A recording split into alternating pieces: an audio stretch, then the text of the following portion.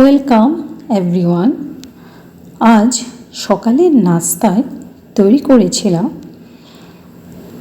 ডিম ও সালাদ দিয়ে স্যান্ডউইচ। এটা বেশ ঝটপট তৈরি করা যায়, একেবারে সিম্পল ও কম সময়ে এটা তৈরি করা যায়। এখানে দুটো ব্রেড নিয়ে নিলাম, তো ওগুলো টোস্টারে টোস্ট করে নিয়েছি। আর এদিকে একটা ডিম ভালোভাবে ফেটিয়ে নিয়ে ওতে দিয়ে দিলাম পেঁয়াজ কুচি, একটু কাঁচামরিচ না চাইলে স্কিপ করতে পারেন, দিতে পারেন একটু ব্ল্যাক পেপার, একটু সামান্য লবণ।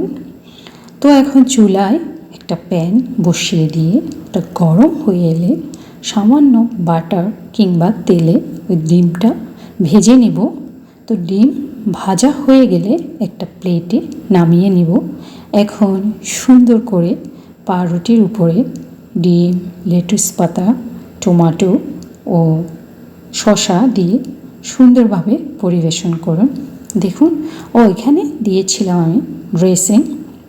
এটা বেশ টেস্টি হয় খেতে।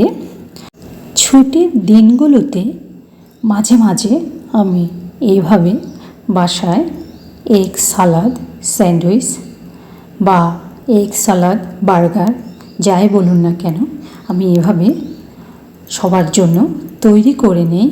আর বাচ্চারাও বেশ খেতে ভালোবাসে। তো ভিউয়ার্স, আজ এই পর্যন্ত। ভালো থাকবেন। ধন্যবাদ সবাই।